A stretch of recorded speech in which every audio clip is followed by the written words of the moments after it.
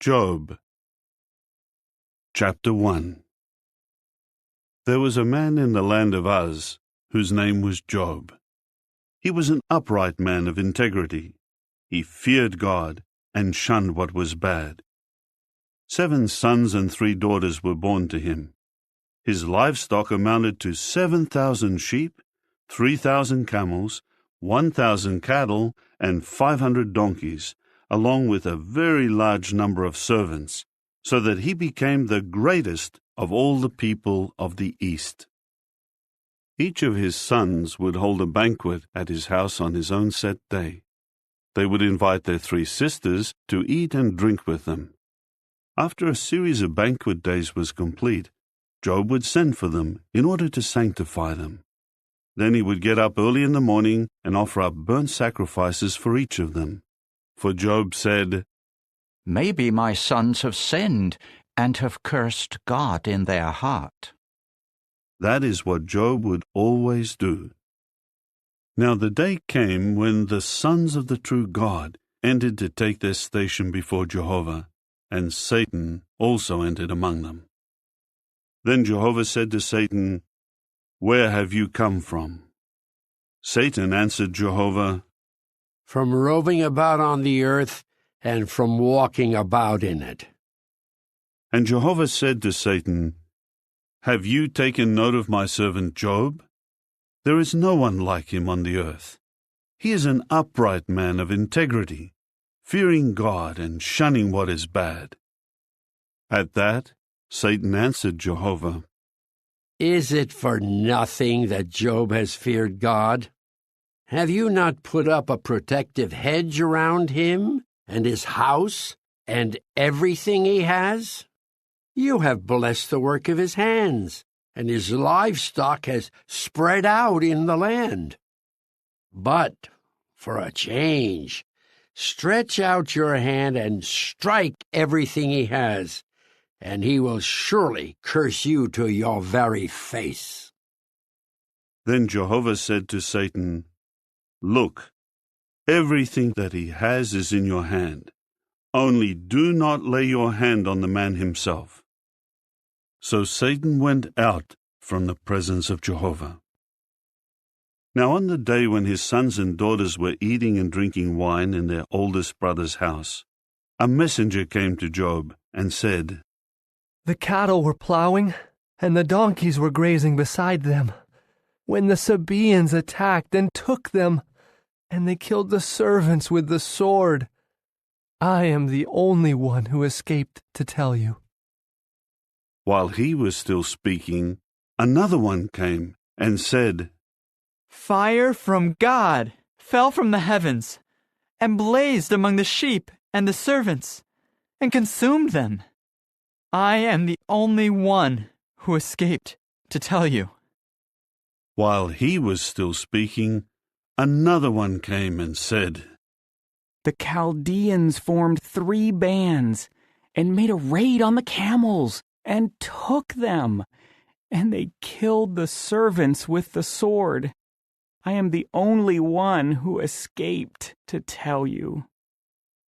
While he was still speaking, yet another one came and said, "Your sons and your daughters were eating and drinking wine in their oldest brother's house. Suddenly, a great wind came from the wilderness, and it struck the 4 corners of the house, so that it fell on the young people, and they were killed. I am the only one who escaped to tell you." At that Job got up and ripped apart his garment and cut the hair off his head.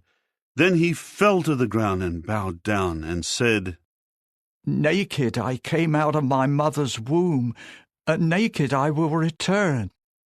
Jehovah has given, and Jehovah has taken away. Let the name of Jehovah continue to be praised." In all of this, Job did not sin or accuse God of doing anything wrong. Chapter 2. Afterward, the day came when the sons of the true God entered to take their station before Jehovah, and Satan also entered among them to take his station before Jehovah. Then Jehovah said to Satan, "Where have you come from?" Satan answered Jehovah, "From roving about on the earth and from walking about in it." And Jehovah said to Satan, "Have you taken note of my servant Job? There is no one like him on the earth. He is an upright man of integrity, fearing God and shunning what is bad. He is still holding firmly to his integrity, even though you try to incite me against him to destroy him for no reason." But Satan answered Jehovah, "Skin for skin. A man will give everything that he has for his life. But for a change, stretch out your hand and strike his bone and flesh, and he will surely curse you to your very face." Then Jehovah said to Satan, "Look, he is in your hand. Only do not take his life." So Satan went out from the presence of Jehovah and struck Job with painful boils, from the sole of his foot to the crown of his head. And Job took a piece of broken pottery to scrape himself, and he was sitting among the ashes. Finally, his wife said to him, "Are you still holding firmly to your integrity? Curse God and die." But he said to her, "You are talking like one of the senseless women. Should we accept only what is good from the true God, and not accept also what is bad?" In all of this, Job did not sin with his lips. 3 companions of Job heard about all the calamities that had come upon him, and each came from his own place: Eliphaz the Temanite, Bildad the Shuhite, and Zophar the Naamathite. So they agreed to meet together, to go and sympathize with Job and comfort him. When they saw him from a distance, they did not recognize him. They began to weep loudly and to rip their garments apart, and they threw dust into the air and onto their heads. Then they sat on the ground with him for 7 days and 7 nights. No one said a word to him, for they saw that his pain was very great. Chapter 3. It was after this that Job began to speak and to curse the day of his birth. Job said, "Let the day perish on which I was born, also the night when someone said, 'A man has been conceived.' Let that day be darkness. Let God above show no concern for it. Let no light shine upon it. Let the deepest darkness reclaim it. Let a rain cloud settle over it. Let whatever darkens the day terrify it. That night, let the gloom seize it. Let it not rejoice among the days of a year, and let it not enter among the number of the months. Indeed, let that night become barren. Let no joyful cry be heard in it. Let those who curse the day put a curse on it, those who are able to awaken Leviathan. Let the stars of its twilight grow dark. Let it wait in vain for daylight, and let it not see the rays of dawn. For it did not close the doors of my mother's womb, nor did it hide trouble from my eyes. Why did I not die at birth? Why did I not perish when I came from the womb? Why were there knees to receive me, and breasts to nurse me? For now I would be lying down undisturbed. I would be sleeping and at rest with kings of the earth and their advisers, who built for themselves places that are now in ruins, or with princes who possessed gold, whose houses were filled with silver. Or why was I not like a hidden miscarriage, like children who have never seen the light. There even the wicked have ceased from agitation. There the weary are at rest. There the prisoners are at ease together. They do not hear the voice of the one forcing them to work.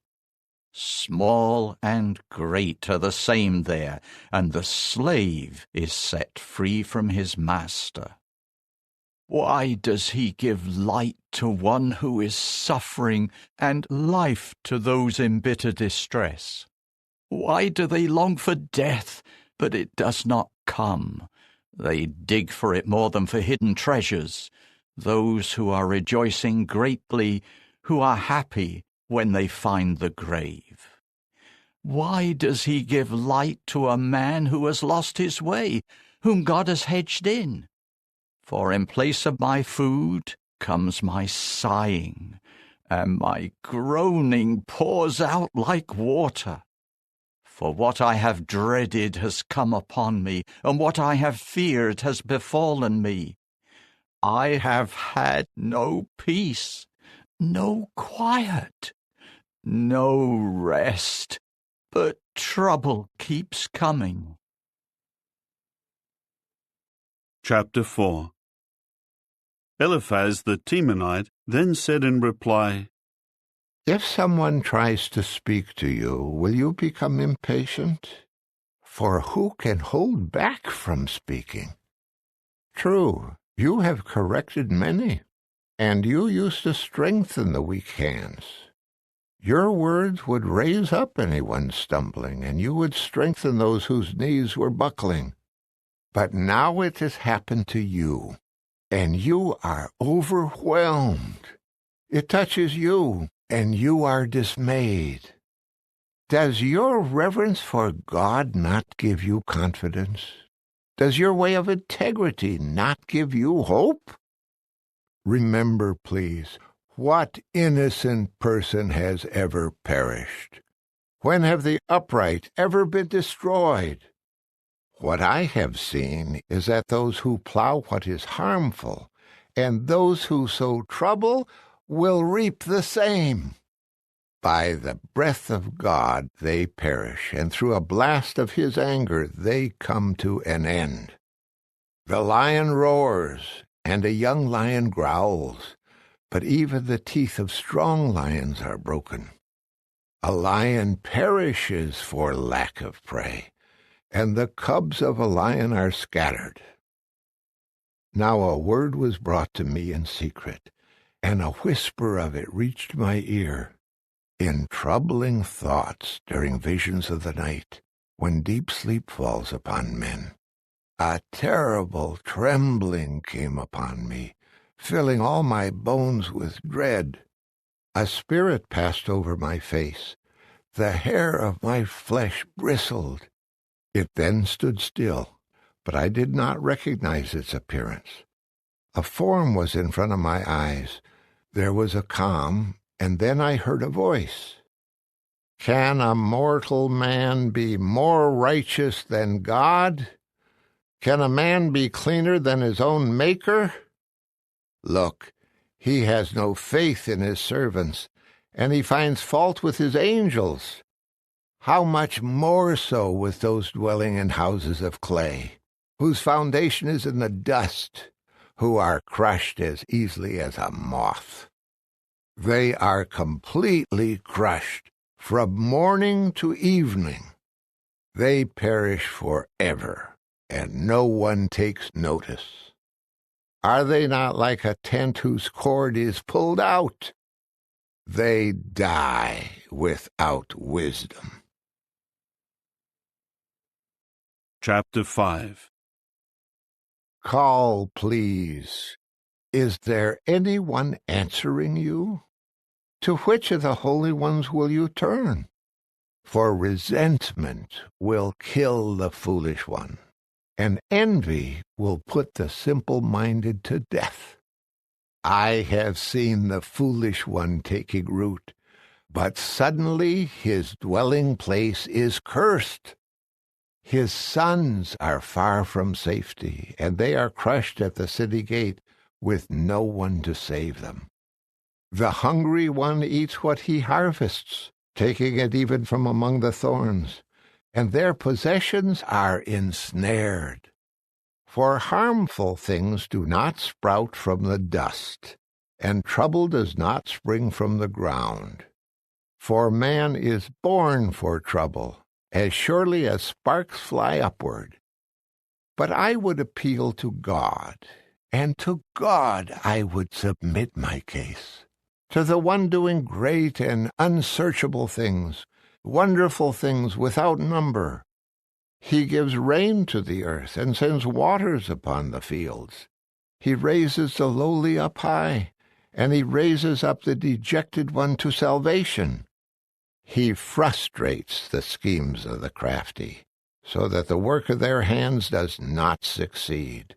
He catches the wise in their own cunning, so that the plans of the shrewd are thwarted. They meet with darkness during the day, and they grope about at midday as if it were night. He saves from the sword of their mouth, saving the poor from the hand of the strong, so that there is hope for the lowly, but the mouth of unrighteousness is shut. Look, happy is the man whom God reproves. So do not reject the discipline of the Almighty, for he causes pain, but binds up the wound. He breaks apart, but heals with his own hands. He will save you from 6 calamities. Even the 7th will not harm you. During famine he will redeem you from death, and from the power of a sword during war. You will be protected from the lash of the tongue, and you will not fear devastation when it comes. You will laugh at destruction and hunger, and you will not fear the wild beasts of the earth. For the stones of the field will not harm you, and the wild beasts of the field will be at peace with you. You will know that your tent is secure, and nothing will be missing when you inspect your pasture.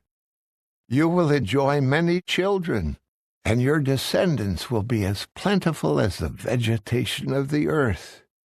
You will still be strong when you go to the grave, like sheaves of grain gathered in their season. Look, we have investigated this, and it is so. Listen and accept it. Chapter 6. Job then said in reply, If only my anguish could be fully weighed and put on scales together with my calamity. For now it is heavier than the sands of the seas. That is why my words have been wild talk. For the arrows of the Almighty have pierced me, and my spirit is drinking their venom. The terrors from God are lined up against me. Will a wild donkey cry out when it has grass? Or will a bull bellow when it has fodder? Is tasteless food eaten without salt? Or is there flavor in the juice of a mallow? I have refused to touch such things. They are like contamination in my food. Oh, that my request would be realized, and that God would grant my desire, that God would be willing to crush me, and that he would reach out his hand and do away with me. For even that would bring me comfort. I would leap for joy despite the unrelenting pain, for I have not denied the sayings of the Holy One. Do I have the strength to keep waiting? And what end awaits me that I should continue to live? Is my strength like that of rock? Or is my flesh made of copper? Is there any way that I can help myself when all my means of support has been driven from me? Anyone who withholds loyal love from his fellow man will forsake the fear of the Almighty. My own brothers have been as treacherous as a winter stream, like the water of winter streams that dry up. They are darkened by ice, and in them the melting snow is hidden. But in due season they become waterless and come to an end. When it becomes hot, they dry up. Their course is diverted. They flow into the desert and vanish. The caravans of Tema look for them. The travellers from Sheba wait for them. They are ashamed because of their misplaced trust. They come there only to be disappointed. For this is how you have become to me. You have seen the terror of my calamity, and you are afraid. Have I said, "Give me something," or requested that you make a gift for me from your wealth? Have I asked to be rescued from the hand of an enemy, or to be saved from oppressors? Instruct me, and I will be silent. Help me to understand my mistake. Honest words are not painful, but what benefit can be found in your reproof? Are you scheming to reprove my words, a desperate man's sayings, which the wind blows away? You would also cast lots over an orphan and sell your own friend. So now turn and look at me, for I would not lie to your very faces. Reconsider, please. Do not misjudge me. Yes, reconsider, for my righteousness is yet intact. Is my tongue speaking unjustly? Does my palate not discern that something is wrong? Chapter 7. Is not the life of mortal man on earth like compulsory labor, and are not his days like those of a hired worker? Like a slave, he longs for the shadow, and like a hired worker, he waits for his wages. Thus I have been assigned months of futility, and nights of misery have been counted out for me. When I lie down, I ask, when will I get up? But as the night drags on, I toss restlessly until the dawning of the day. My flesh is covered with maggots and clods of dirt. My skin is full of scabs and pus. My days go by more quickly than a weaver's shuttle, and they come to an end without hope. Remember that my life is wind, that my eye will never again see happiness. The eye that sees me now will see me no more. Your eyes will look for me, but I will be gone. Like a cloud that fades and vanishes, the one who goes down to the grave does not come back up. He will not return again to his house, and his place will acknowledge him no more. Therefore, I will not restrain my mouth. I will speak in the anguish of my spirit. I will complain in my bitter distress. Am I the sea or a sea monster that you should set a guard over me? When I say, my couch will comfort me, my bed will help ease my misery, then you terrify me with dreams and frighten me with visions, so that I would choose suffocation, yes, death, rather than this body of mine. I loathe my life. I do not want to go on living. Leave me alone, for my days are like a breath. What is mortal man, that you should concern yourself with him and fix your attention on him? Why do you inspect him every morning and test him every moment? will you not look away from me and leave me alone long enough to swallow my saliva? If I have sinned, how could I harm you, the observer of mankind? Why have you made me your target? Have I become a burden to you? Why do you not pardon my transgression and excuse my error?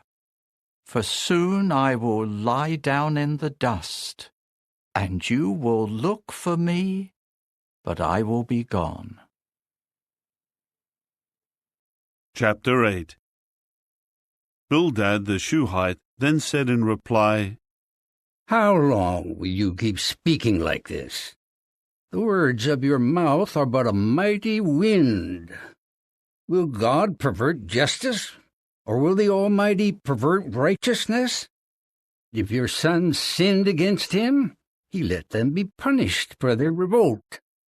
But if you would just look to God and plead with the Almighty for favor, and if you were truly pure and upright, he would pay attention to you and restore you to your rightful place. And though your beginning was small, your future would be great. Ask, please, the former generation, and pay attention to the things their fathers found out. For we were born only yesterday, and we know nothing, because our days on earth are a shadow. Will they not instruct you and tell you what they know? Will a papyrus plant grow tall where there is no marsh? Will a reed grow tall without water? While it is still in the bud, not yet plucked off, it will dry up before any other plant. This is the outcome of all who forget God, for the hope of the godless will perish, whose confidence is in vain, and whose trust is as fragile as a spider's web. He will lean against his house, but it will not keep standing. He will try to hold on to it, but it will not last. He is a moist plant in the sunlight, and his shoots spread out in the garden. In a heap of stones his roots become entwined. He looks for a house among the stones. But when he is uprooted from his place, that place will deny him and say, I have never seen you. Yes, that is how he will disappear. Then others will spring up from the dust. Surely God will not reject those who keep integrity, nor will he support evil men. For he will yet fill your mouth with laughter, and your lips with shouts of joy. Those hating you will be clothed with shame, and the tent of wicked ones will be no more. Chapter 9. Job said in reply, For a fact I know that this is so, but how can mortal man be in the right in a case with God? If someone wishes to argue with him, that one could not answer one of his questions in 1,000. He is wise in heart and mighty in power. Who can resist him and come off uninjured? He moves mountains without anyone knowing it. He overturns them in his anger. He shakes the earth out of its place so that its pillars tremble. He commands the sun not to shine and seals off the light of the stars. He spreads out the heavens by himself, and he treads upon the high waves of the sea. He made the Ash, the Kisel, and the Chima constellations, and the constellations of the southern sky. He does great and unsearchable things, wonderful things that cannot be counted. He passes by me, and I cannot see him. He moves past me, but I do not discern him. When he snatches something, who can resist him? Who can say to him, What are you doing? God will not restrain his anger. Even the helpers of Rahab will bow down to him. how much more, when I answer him, must I choose my words carefully to argue with him? Even if I were in the right, I would not answer him. I could only plead for mercy from my judge. If I call out to him, will he answer me? I do not believe that he will listen to my voice, for he crushes me with a storm and multiplies my wounds for no reason. He does not let me catch my breath. He keeps filling me with bitter things. If it is a matter of power, he is the strong one. If it is a matter of justice, he says, who can call me to account? If I were in the right, my own mouth would condemn me. Even if I keep my integrity, he will declare me guilty. Even if I keep my integrity, I am not confident about myself. I reject this life of mine. It is all the same. That is why I say he destroys the innocent and the wicked alike. If a flash flood should cause sudden death, he would mock at the despair of the innocent. The earth has been handed over to the wicked. He covers the eyes of its judges. If it is not he, then who is it? Now my days are swifter than a runner. They run away without seeing good. They glide by like reed boats, like eagles that swoop down on their prey. If I say, I will forget my complaint, I will change my expression and be cheerful, I would still be afraid because of all my pains, and I know you would not find me innocent. I would be found guilty. So why should I struggle in vain? If I wash myself in water from melting snow, and I cleanse my hands in lye, then you would dip me in a pit, so that even my own garments would detest me. For he is not a man like me that I may answer him, that we should go to court together. There is no person to decide between us who could serve as our judge.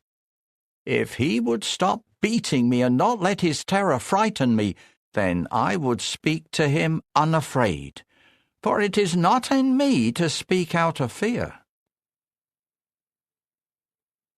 Chapter 10. I loathe my life. I will give vent to my complaints. I will speak out in my bitter distress. I will say to God, do not pronounce me guilty. Tell me why you are contending with me. Does it benefit you to oppress, to despise the work of your hands, while you favor the advice of the wicked?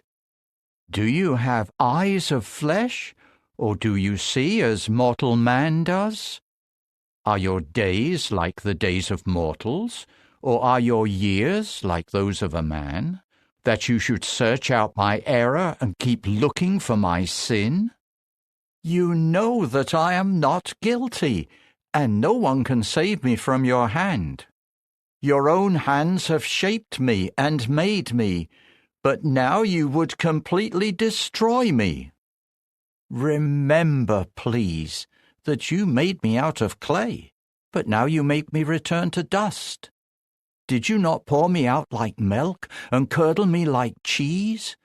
With skin and flesh you clothed me, and with bones and sinews you wove me together.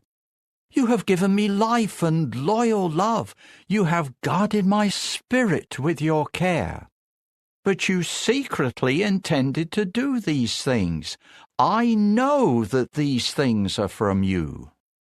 If I sinned, you would watch me, and you would not acquit me of my error. If I am guilty, too bad for me. And even if I am innocent, I cannot raise my head, for I am filled with dishonor and affliction.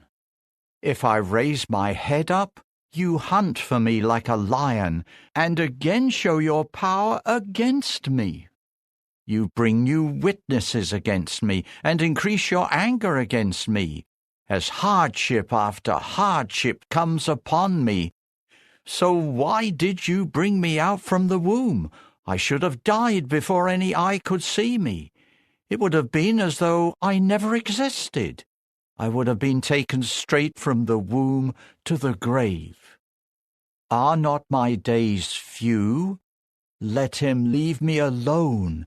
Let him turn his eyes away from me, so that I may find some relief before I go away. And I will not return to the land of deepest darkness, to the land of utter gloom, a land of deep shadow and disorder, where even the light is like the gloom. Chapter 11. Zophar the Naamathite said in reply, Will all these words go unanswered? Or will a lot of talking make someone right? Will your empty talk silence people? Will no one rebuke you for your mocking words? For you say, My teaching is pure, and I am clean in your eyes. But if only God would speak and open his lips to you, then he would reveal to you the secrets of wisdom. For practical wisdom has many sides. Then you would realize that God allows some of your error to be forgotten.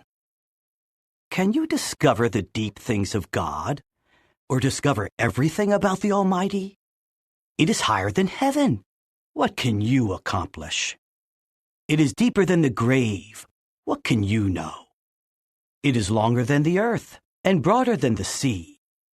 If he passes by and detains someone, and convenes a court, who can resist him? For he knows when men are deceitful.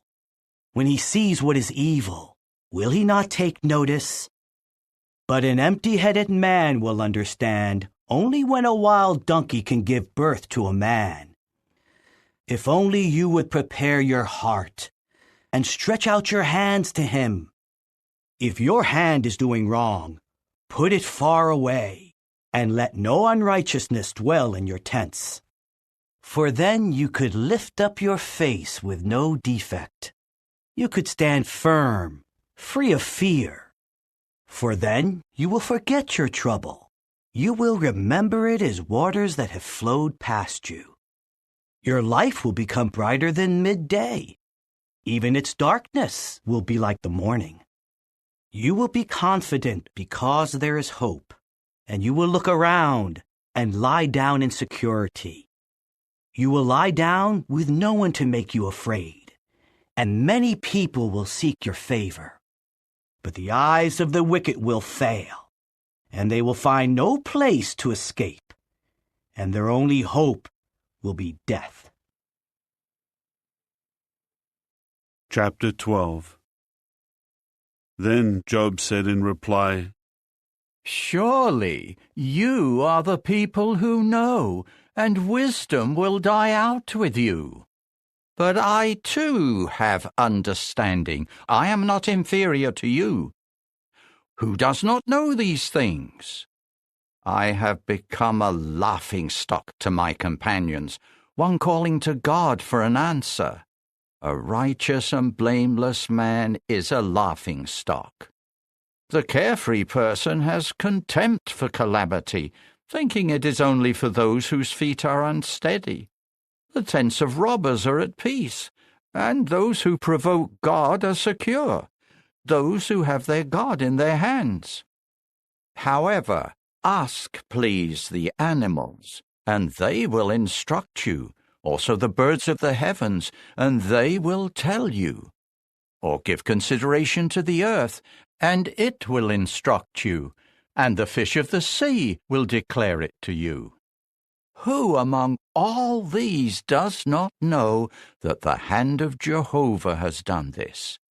In his hand is the life of every living thing and the spirit of every human. Does not the ear test out words, as the tongue tastes food? Is not wisdom found among the aged, and does not understanding come with a long life? With him there are wisdom and mightiness. He has counsel and understanding. When he tears something down, it cannot be rebuilt. What he has shut, no man can open. When he withholds the waters, everything dries up. When he sends them out, they overwhelm the earth. With him there is strength and practical wisdom.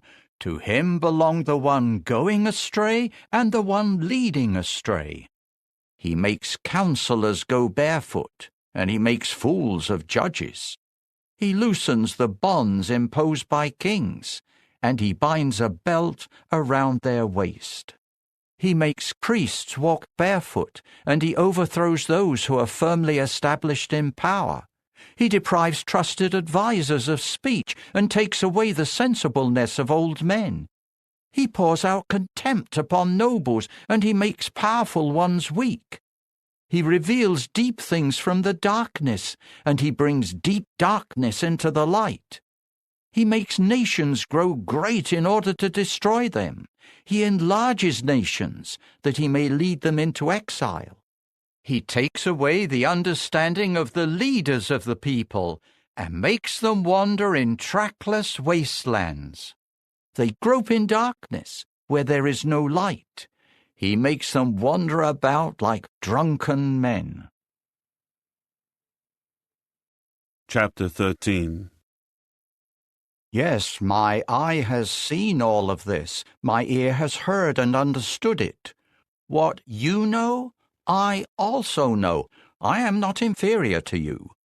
For my part, I would rather speak to the Almighty himself. I desire to argue my case with God. But you are smearing me with lies. All of you are useless physicians. If only you would keep absolutely silent. That would show wisdom on your part. Listen, please, to my arguments and pay attention to the pleadings of my lips. Will you speak unjustly on God's behalf, and will you speak deceitfully for him? Will you take his side? Will you try to plead the case of the true God? Would it turn out well if he examined you? Will you fool him as you would a mortal man? He will surely rebuke you if you secretly try to show favoritism. Will not his very dignity terrify you, and the dread of him fall upon you? Your wise sayings are proverbs of ashes. Your defenses are as fragile as defenses of clay. Keep silent before me, so that I may speak. Then let whatever may come upon me come. Why do I put myself in danger and take my life in my hands? Though he may slay me, I would still wait. I would argue my case before his face. He would then become my salvation, for no godless person may come in before him. Listen closely to my word. Pay attention to my declaration. See now, I have prepared my legal case. I know I am in the right. Who will contend with me? I would die if I were to stay silent. Only grant two things to me, O God, so that I will not conceal myself from before you.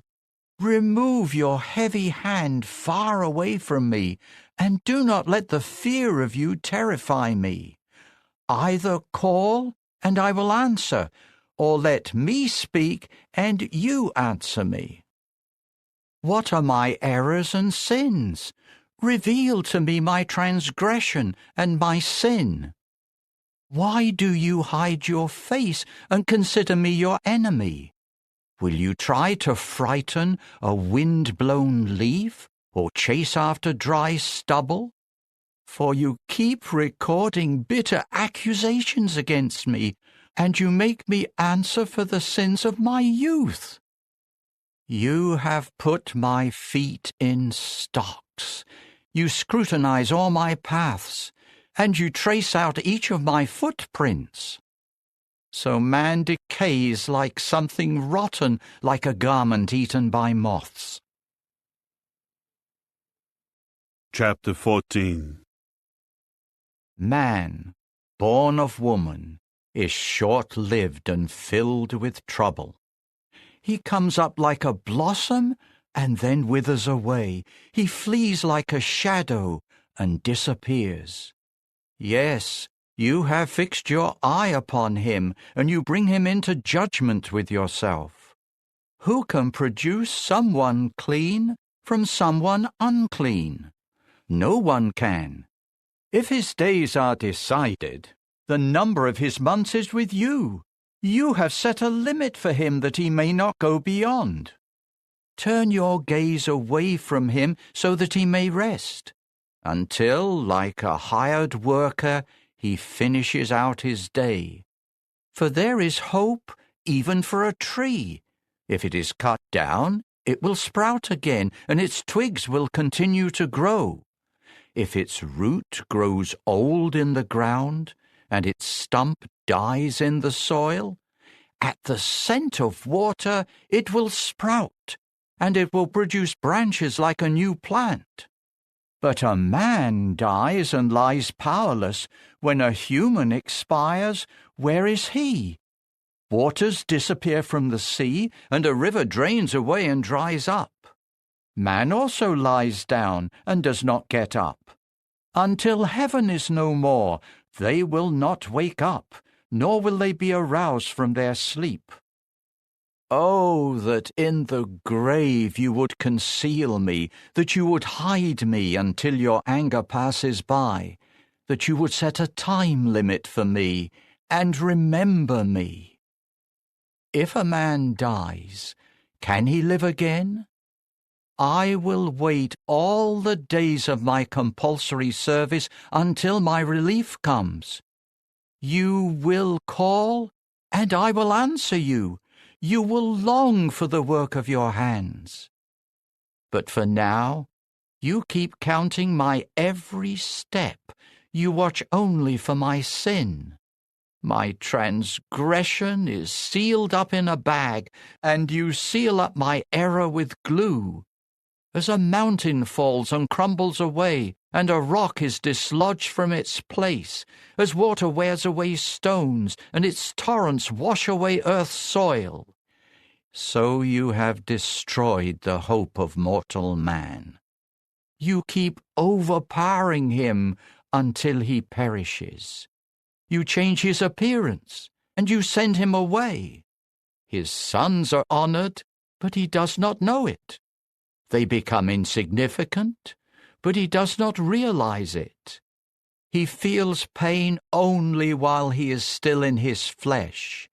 He mourns only while he is still alive. Chapter 15. Eliphaz the Temanite said in reply, Will a wise person answer with empty arguments? Or will he fill his belly with the east wind? Reproving with mere words is useless, and talk alone is of no benefit. For you undermine the fear of God, and you diminish any concern for God. For your error dictates what you say, and you choose crafty speech. Your own mouth condemns you, and not I. Your own lips testify against you. Were you the first man ever born, or was your birth before that of the hills? Do you listen to the confidential talk of God, or do you limit wisdom to yourself?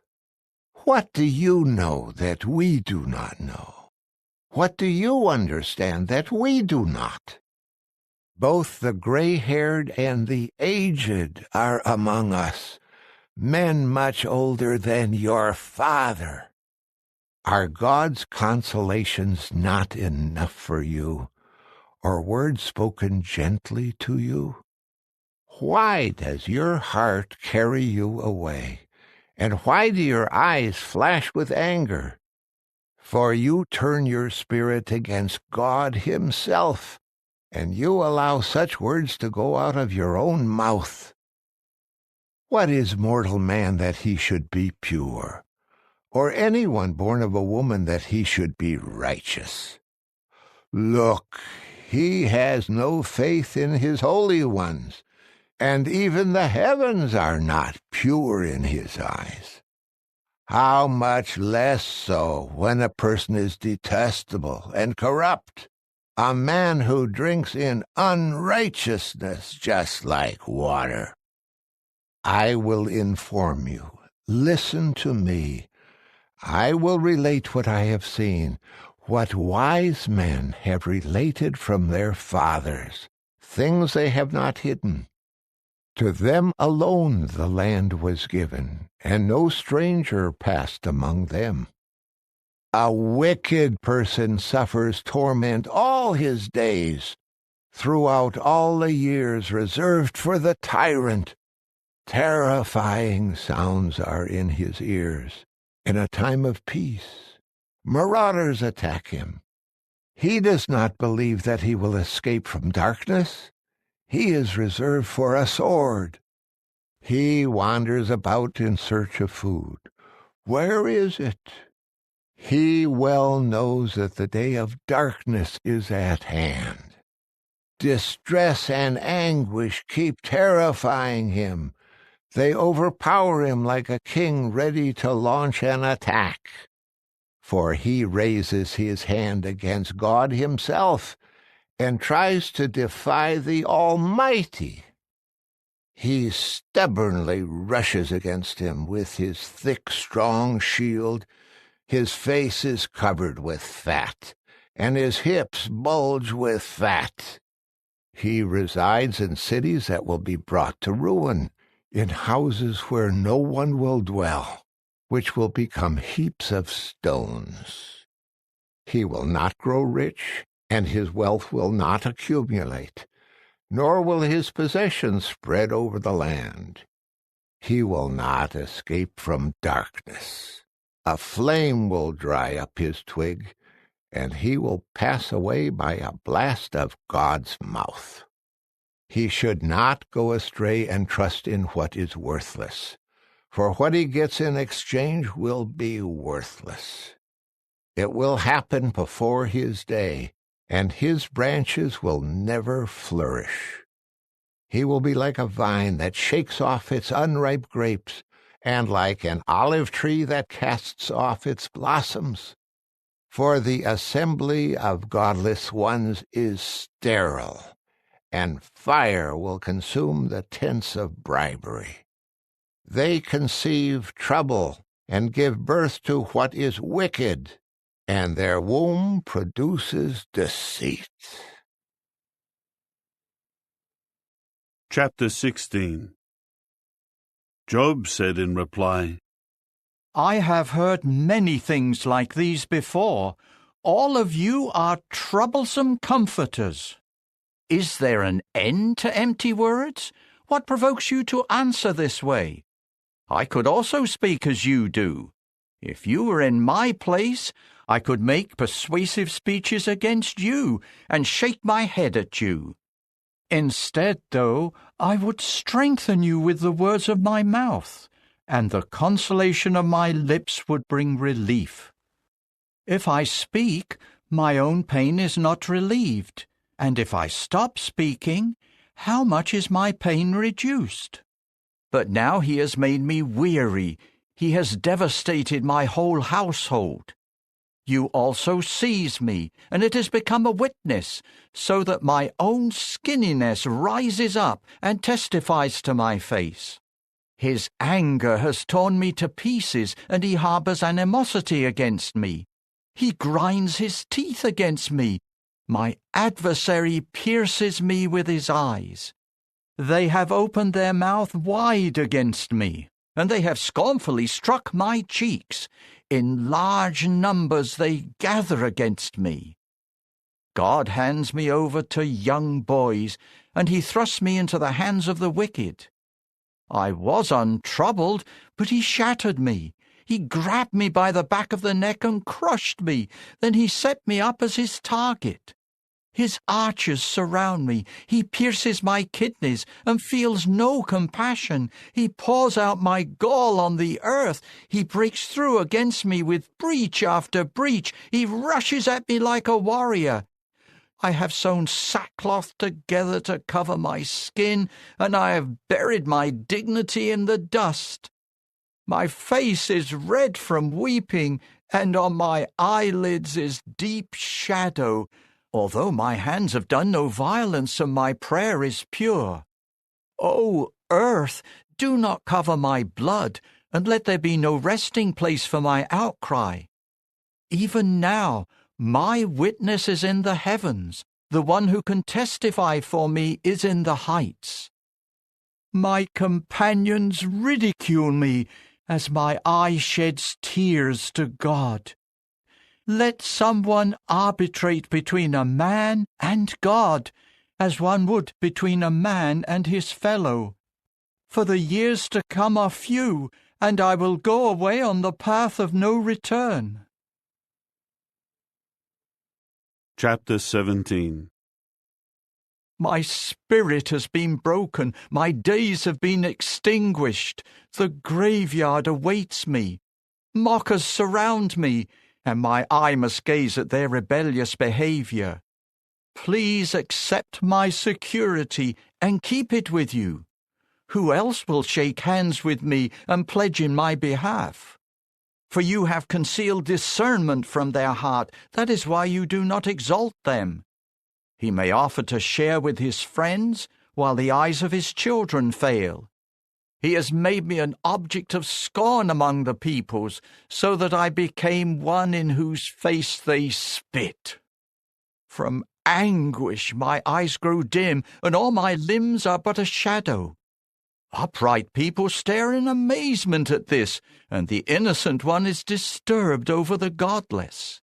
The righteous one keeps holding fast to his way, and the one with clean hands grows stronger.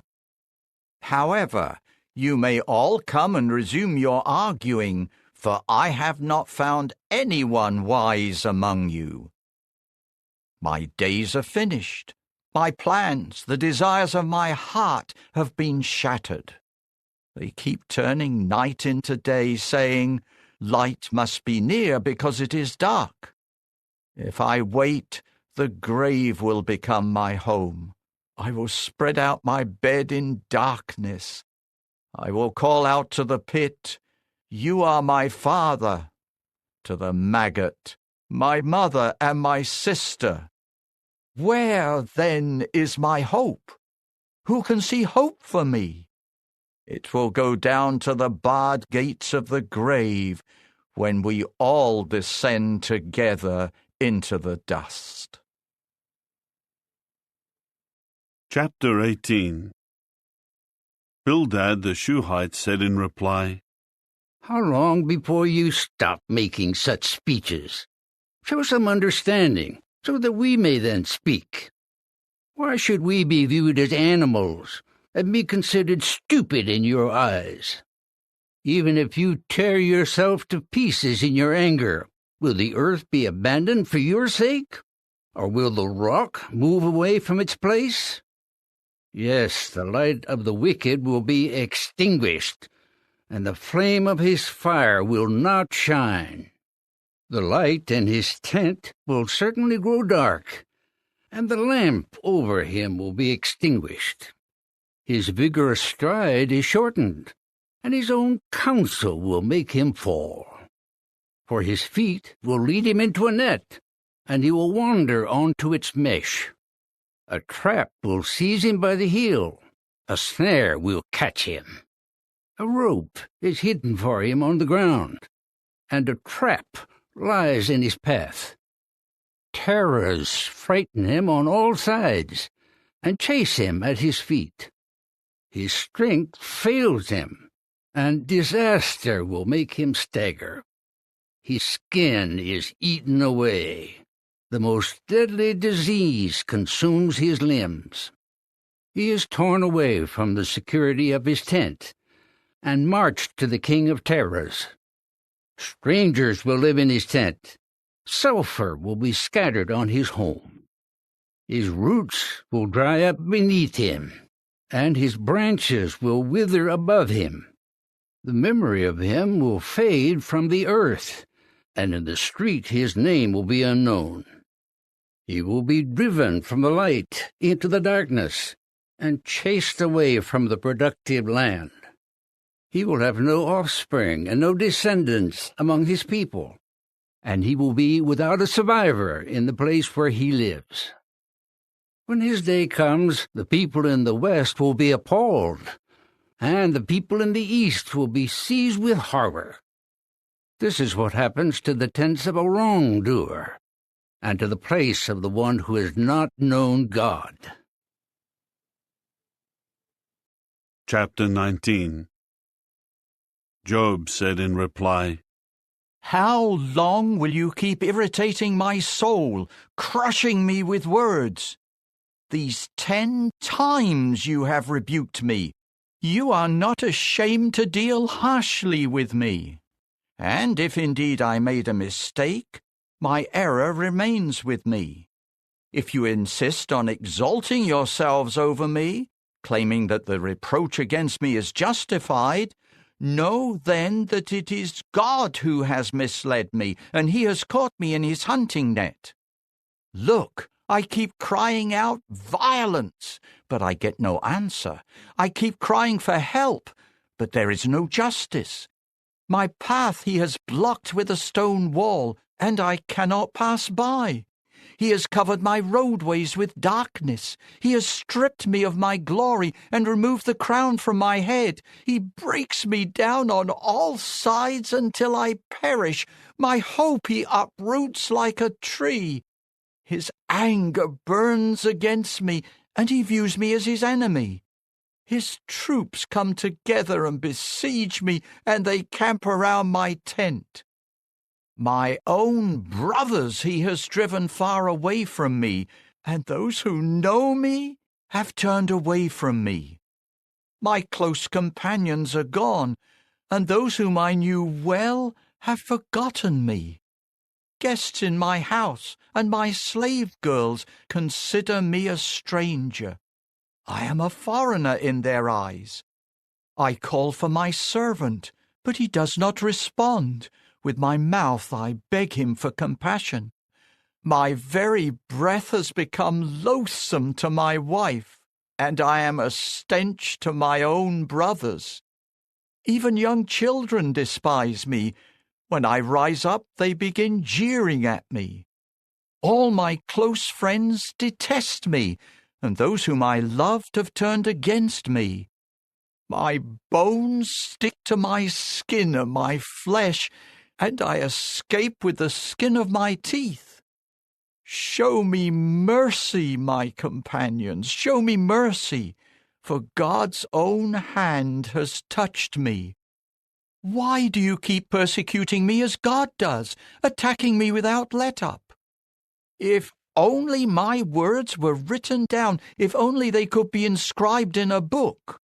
Oh, that they were carved forever in the rock, with an iron stylus and lead. For I well know that my Redeemer is alive. He will come later and rise up over the earth. After my skin has thus been destroyed, while yet in my flesh, I will see God, whom I will see for myself, whom my own eyes will see, not someone else's. Deep inside I feel overwhelmed. For you say, in what way are we persecuting him, since the root of the problem is with me? Be in fear of the sword yourselves, for the sword brings punishment against errors. You should know that there is a judge. Chapter 20. Zophar the Naamathite said in reply, This is why my own troubling thoughts urge me to answer, because of the agitation I feel. I have heard a reproof that insults me, and my understanding impels me to reply. Surely you must have always known this, for it has been so since man was put on the earth, that the joyful cry of the wicked is brief, and the rejoicing of the godless one is for a moment. Although his greatness ascends to heaven, and his head reaches to the clouds, he will perish forever like his own dung. Those who used to see him will say, Where is he? He will fly off like a dream. and they will not find him. He will be chased away like a vision of the night. The eye that once saw him will not do so again, and his place will behold him no more. His own children will seek the favor of the poor, and his own hands will give back his wealth. His bones were full of youthful vigor, but it will lie down with him in mere dust. If what is bad tastes sweet in his mouth, if he hides it under his tongue, if he savors it and does not let it go, but keeps holding it in his mouth, his food will turn sour inside him. It will become like the poison of cobras within him. He has swallowed down wealth, but he will vomit it up. God will empty it out of his belly. The venom of cobras he will suck. The fangs of a viper will kill him. He will never see the streams of water, the torrents of honey and butter. He will give back his goods without consuming them. He will not enjoy the wealth from his trade. For he has crushed and abandoned the poor. He has seized a house that he did not build. But he will feel no peace within himself. His wealth will not help him escape. There is nothing left for him to devour. That is why his prosperity will not last. When his wealth reaches its peak, anxiety will overtake him. The full force of misfortune will come against him. As he fills his belly, God will send his burning anger upon him, raining it down upon him into his bowels. When he flees from weapons of iron, arrows from a copper bow will pierce him. He pulls an arrow from his back, a glittering weapon from his goal, and terror seizes him. Total darkness awaits his treasures.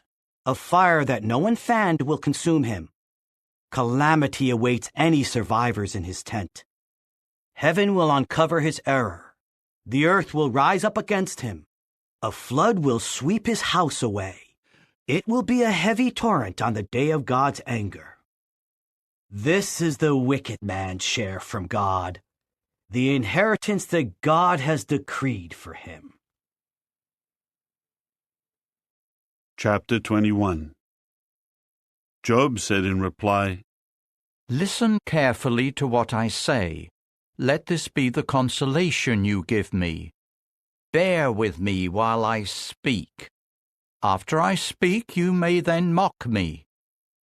Is my complaint directed toward a man? If it were, would I not lose patience? Look at me and stare in amazement. Put your hand over your mouth. When I think about it, I am disturbed, and my whole body shudders. Why do the wicked live on, grow old, and become wealthy? Their children are always in their presence, and they get to see their descendants. Their houses are secure, they are free from fear, and God does not punish them with his rod. Their bulls breed without failure, their cows give birth and do not miscarry, their boys run outside just like a flock, and their children skip about. They sing accompanied by tambourine and harp, and rejoice at the sound of the flute. They spend their days in contentment, and go down peacefully to the grave. But they say to the true God, Leave us alone, we have no desire to know your ways. Who is the Almighty that we should serve him? What would we gain by being acquainted with him? But I know that they do not control their own prosperity. The thinking of the wicked is far from me. How often is the lamp of the wicked extinguished? How often does disaster come upon them? How often does God deal out destruction to them in his anger? Do they ever become like straw before the wind, and like chaff that a storm wind carries away? God will store up a man's punishment for his own sons, but may God repay him so that he will know it. May his own eyes see his ruin, and may he be the one to drink from the rage of the Almighty. For what does he care about what happens to his house after him if the number of his months is cut short? Can anyone teach knowledge to God when he is the one who judges even the highest ones? One man dies in his full vigor when he is completely carefree and at ease, when his thighs are padded with fat and his bones are strong. But another man dies deeply distressed, never having tasted good things. Together they will lie down in the dust, and maggots will cover both of them. Look, I know exactly what you are thinking and the schemes you devise to wrong me. For you say, where is the house of the prominent man, and where is the tent in which the wicked one lived? Have you not questioned travelers? Do you not carefully study their observations, that an evil person is spared on the day of disaster and rescued on the day of fury? Who will confront him about his way, and who will repay him for what he has done? When he is carried to the graveyard, a vigil will be kept over his tomb. The clods of earth of the valley will be sweet to him, and all mankind follows after him like the countless number before him. So why offer me meaningless comfort? There is nothing but deceit in your answers. Chapter 22. Eliphaz the Temanite said in reply, Can a man be of use to God? Can anyone with insight be of benefit to him? Does the Almighty care that you are righteous? Or does he gain anything because you follow the course of integrity? Will he punish you and enter into judgment with you for your reverence? Is it not because your own wickedness is so great and there is no end to your errors? For you seize a pledge from your brothers for no reason, and you strip people of their garments, leaving them naked. You do not give the tired one a drink of water, and you hold back food from the hungry. The land belongs to the powerful man, and the favored one dwells in it. But you sent away widows empty-handed, and you crushed the arms of fatherless children. That is why you are surrounded by traps, and sudden terrors frighten you. That is why it is so dark that you cannot see, and a flood of water covers you. Is not God in the heights of heaven? And see how high all the stars are. But you have said, what does God really know? Can he judge through thick gloom? Clouds screen him off so that he does not see, as he walks about on the vault of heaven. Will you follow the ancient path that wicked men have walked, men who have been snatched away before their time, whose foundation was washed away by a flood? They were saying to the true God, Leave us alone, and what can the Almighty do to us? Yet he is the one who filled their houses with good things. Such wicked thinking is far from my own. The righteous will see this and rejoice, and the innocent will mock them and say, Our opponents have been destroyed, and a fire will consume what is left of them. Get to know him, and you will be at peace. Then good things will come your way. Accept the law from his mouth, and keep his sayings in your heart. If you return to the Almighty, you will be restored.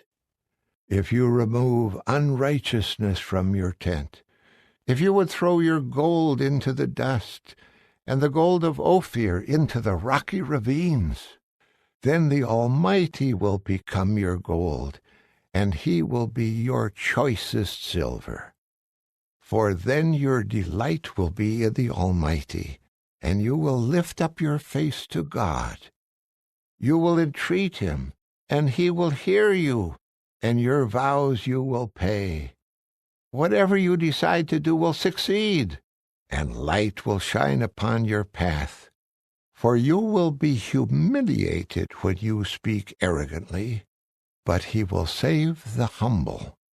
He will rescue those who are innocent. So if your hands are clean, you will certainly be rescued. Chapter 23. Job said in reply, Even today I will complain stubbornly. My strength is exhausted because of my sighing. If only I knew where to find God, I would go to his place of dwelling. I would present my case before him and fill my mouth with arguments. I would learn how he would answer me and take note of what he says to me. Would he contend with me using his great power? No, surely he would give me a hearing. There the upright one could set matters straight with him, and I would be acquitted once and for all by my judge. But if I go east, he is not there, and I return, and I cannot find him. When he is working on the left, I cannot look upon him. Then he turns to the right, but I still do not see him. But he knows the path I have taken. After he has tested me, I will come out as pure gold. My feet have closely followed his footsteps. I have kept to his way without deviating. I have not departed from the commandment of his lips. I have treasured up his sayings even more than what was required of me. When he is determined, who can resist him? When he wants to do something, he does it. For he will carry out completely what has been determined for me, and he has many such things in store. That is why I am anxious because of him. When I think about him, my fear grows.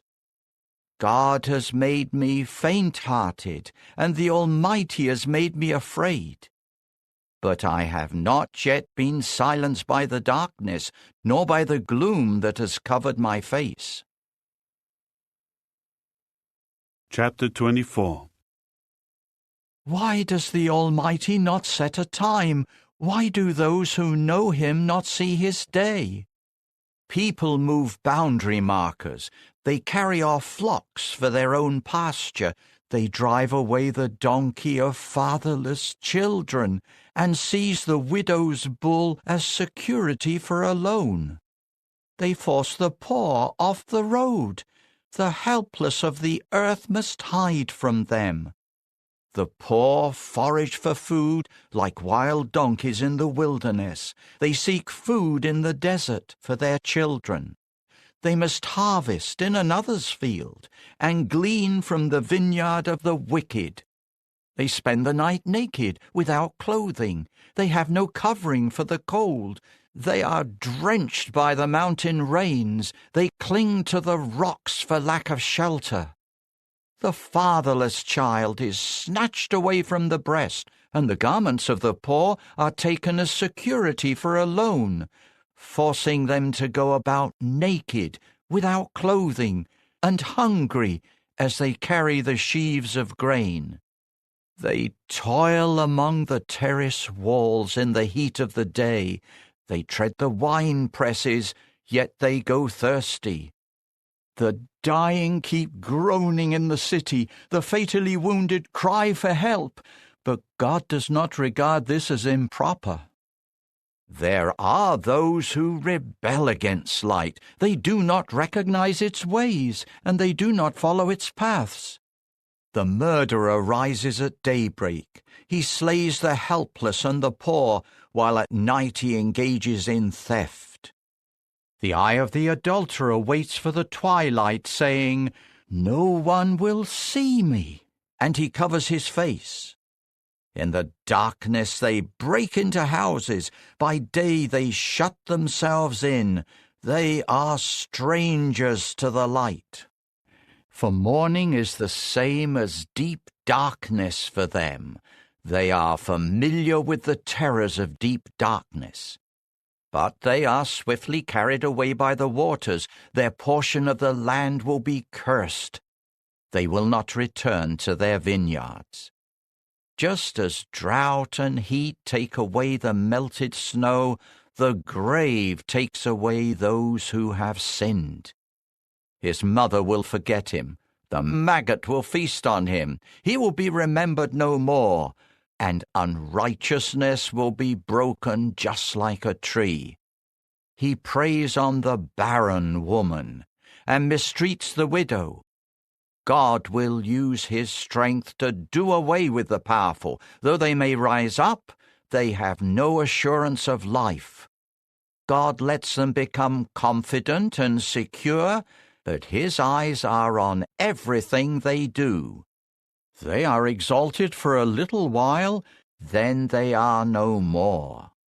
They are brought low and gathered like everyone else. They are cut off like heads of grain. Now, who can prove me a liar or refute my word? Chapter 25.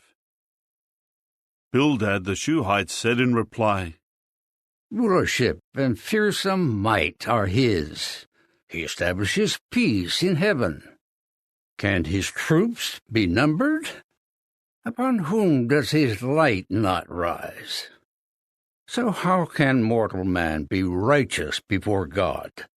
Or how can one born of a woman be innocent? Even the moon is not bright, and the stars are not pure in his eyes. How much less so mortal man, who is a maggot, and the son of man, who is a worm. Chapter 26. Job said in reply, How you have helped the one with no power! How you have saved the arm that has no strength! What great advice you have given to the one lacking wisdom! How freely you have revealed your practical wisdom! To whom are you trying to speak? And who inspired you to say such things? Those who are powerless in death tremble. They are even lower than the waters and their inhabitants. The grave is naked in front of God, and the place of destruction lies uncovered. He stretches out the northern sky over empty space, suspending the earth upon nothing.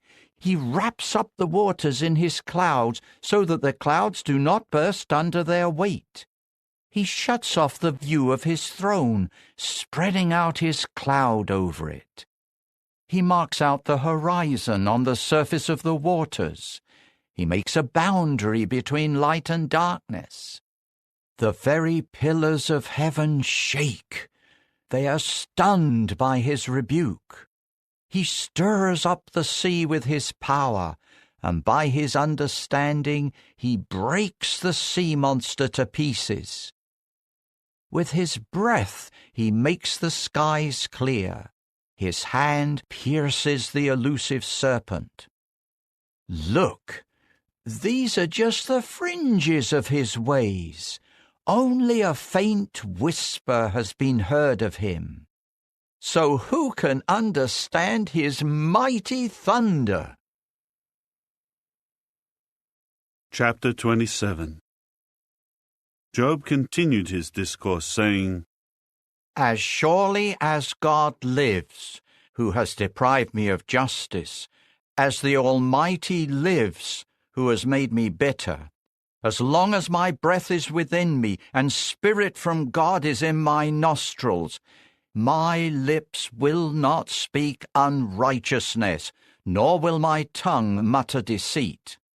It is unthinkable for me to declare you men righteous.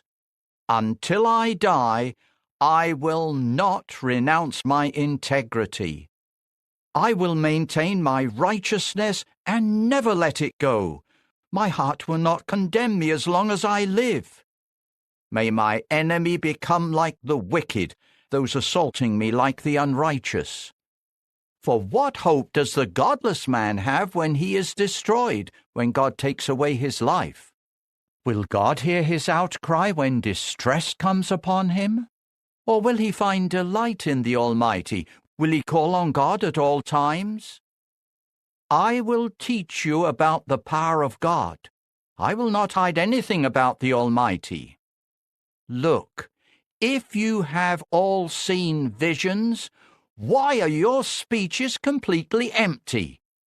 This is the wicked man's share from God, the inheritance that tyrants receive from the Almighty. If his sons become many, they will fall by the sword, and his descendants will not have enough food.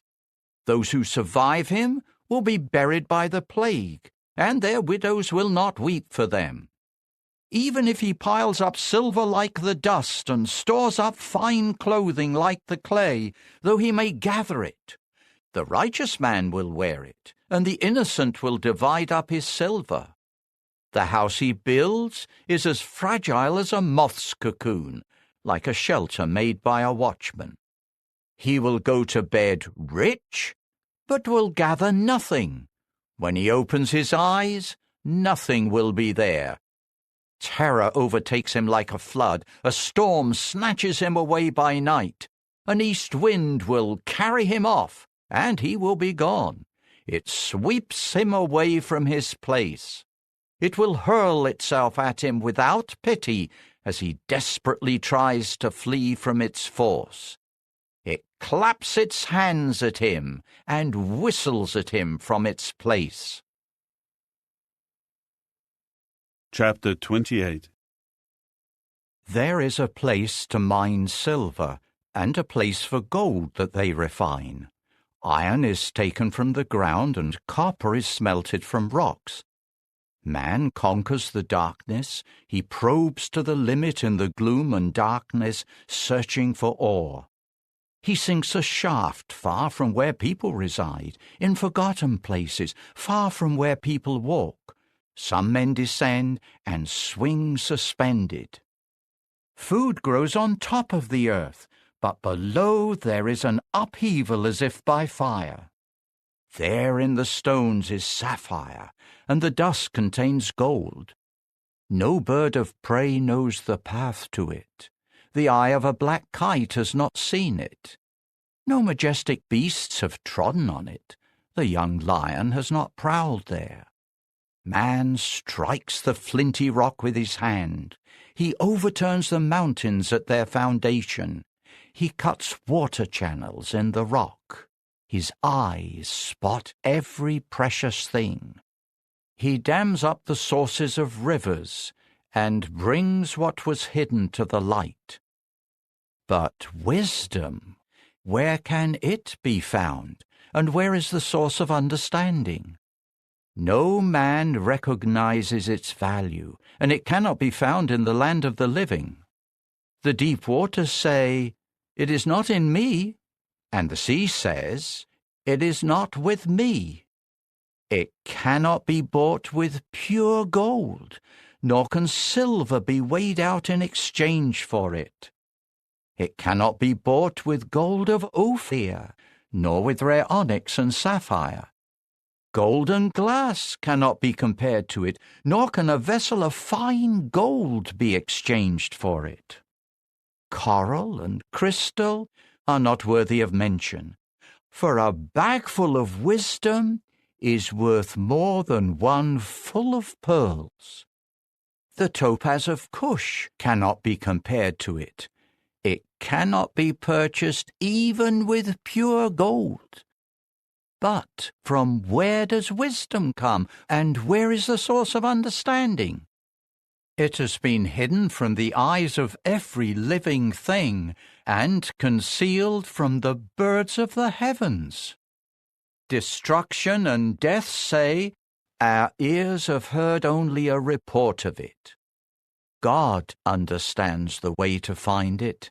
He alone knows where it resides. For he looks to the ends of the earth, and he sees everything under the heavens. when he set the force of the wind and measured out the waters, when he made a regulation for the rain and a path for the thunderous storm cloud. Then he saw wisdom and explained it. He established and tested it. And he said to man, Look, the fear of Jehovah, that is wisdom, and to turn away from bad is understanding. Chapter 29. Job continued his discourse, saying, If only I were in the months gone by, in the days when God was watching over me, when he caused his lamp to shine upon my head, when I walked through darkness by his light, when I was in my prime, when God's friendship was felt in my tent, when the Almighty was still with me, when my children were all around me, when my steps were awash in butter and the rocks poured out streams of oil for me, when I used to go out to the city gate and take my seat in the public square, the young men would see me and step aside, and even the old men would rise and remain standing. Princes refrained from speaking. They would put their hand over their mouth. The voices of the prominent men were silenced. Their tongue was stuck to the roof of their mouth. Whoever heard me would speak well of me, and those who saw me would testify for me. For I would rescue the poor who cried for help, along with the fatherless child and anyone who had no helper. The one about to perish would bless me, and I made the heart of the widow rejoice. I put on righteousness as my clothing. My justice was like a robe and a turban. I became eyes to the blind and feet to the lame. I was a father to the poor. I would investigate the legal case of those I did not know. I would break the jaws of the wrongdoer and tear the prey away from his teeth. I used to say, I will die in my own home, and my days will be as numerous as the grains of sand. My roots will spread out into the waters, and dew will stay all night on my branches. My glory is constantly renewed, and the bow in my hand will keep shooting. People would listen expectantly, waiting in silence for my advice. After I had spoken, they had nothing more to say. My words would fall gently on their ears. They waited for me as for the rain. They opened their mouth wide as for the spring rain. When I smiled at them, they could hardly believe it.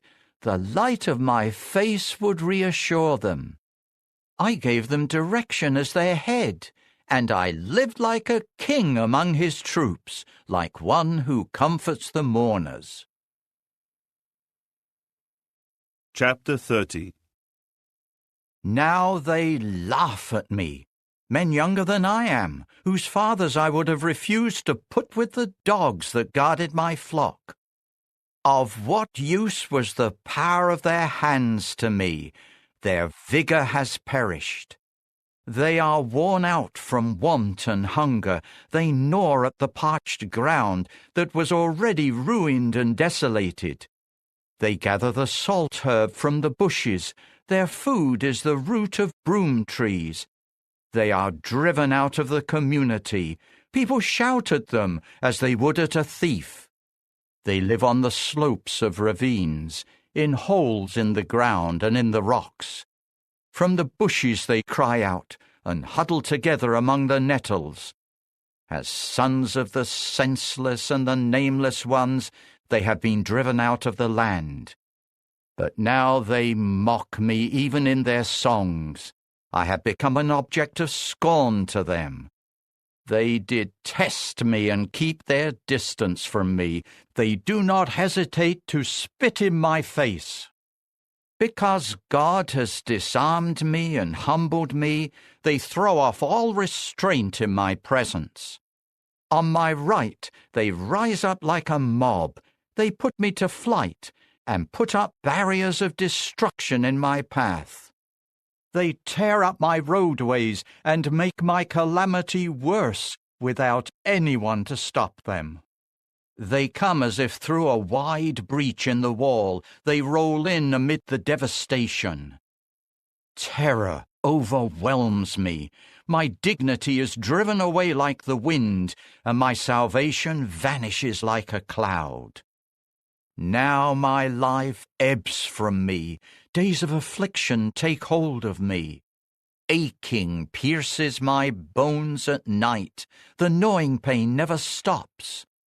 With great force my garment is disfigured. Like the collar of my garment it chokes me. God has thrown me down into the mud. I am reduced to dust and ashes. I cry to you for help, but you do not answer me. I stand up, but you just look at me. You have cruelly turned against me. With the full might of your hand you assault me. You pick me up and carry me off with the wind. Then you toss me about in the storm. For I know that you will bring me down to death, to the house where everyone living will meet. But no one would strike at a broken man as he cries for help during his time of disaster. Have I not wept for those who have fallen on hard times? Have I not grieved for the poor? Although I hoped for good, bad came. I expected the light, but darkness came. The churning inside me did not stop. Days of affliction confronted me. I walk about gloomy. There is no sunlight. In the assembly I rise and cry for help. I have become a brother to jackals and a companion to the daughters of the ostrich. My skin has blackened and fallen off. My bones burn from the heat. My harp is used only for mourning, and my flute for the sound of weeping. Chapter 31. I have made a covenant with my eyes. So how could I show improper attention to a virgin? What, then, would be my share from God above? What inheritance from the Almighty on high? Does not disaster await the wrongdoer, and calamity those doing what is harmful? Does he not see my ways and count all my steps? Have I ever walked in untruth? Has my foot hurried to deceive? Let God weigh me with accurate scales, then he will recognize my integrity. If my footsteps deviate from the way, or my heart has followed after my eyes, or my hands have been defiled, then let me sow seed and someone else eat, and let what I plant be uprooted. If my heart has been enticed by a woman, and I have lain in wait at my neighbor's door, then let my wife grind grain for another man, and let other men have sexual relations with her. For that would be shameful conduct, an error deserving punishment by the judges. It would be a fire that would devour and destroy, consuming even the roots of all my produce. If I denied justice to my male or female servants when they had a complaint against me, what can I do when God confronts me? What can I answer him when he calls for an accounting? Did not the one who made me in the womb also make them? Was it not the same one who formed us before our birth? If I refused to give the poor what they desired, or saddened the eyes of the widow, if I ate my portion of food alone, without sharing it with the orphans, for from my youth the orphan grew up with me as though I were his father, and I have been a guide for the widow from childhood. If I saw anyone perishing for lack of clothing, or a poor man with nothing to cover himself, if he did not bless me as he warmed himself with the wool of my sheep, if I shook my fist against the orphan when he needed my assistance in the city gate, then let my arm fall from my shoulder, and let my arm be broken at the elbow. For I dreaded disaster from God, and I could not stand before his dignity. If I put my confidence in gold, or said to fine gold, "You are my security," if I found my joy in my great wealth because of the many possessions I acquired, if I saw the sun shining or the moon moving in its splendor, and my heart was secretly enticed, and my mouth kissed my hand in worship of them, then that would be an error, deserving punishment by the judges, for I would have denied the true God above. Have I ever rejoiced over the destruction of my enemy, or gloated because evil befell him? I never allowed my mouth to sin by asking for his life in an oath. Have the men of my tent not said, "Who can find anyone who has not been satisfied with his food?"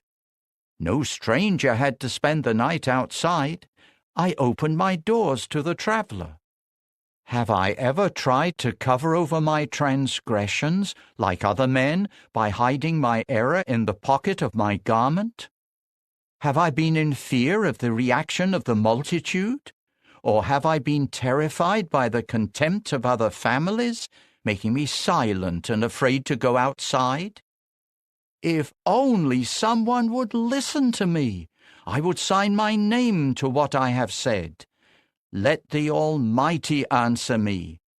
If only my accuser had written out the charges in a document.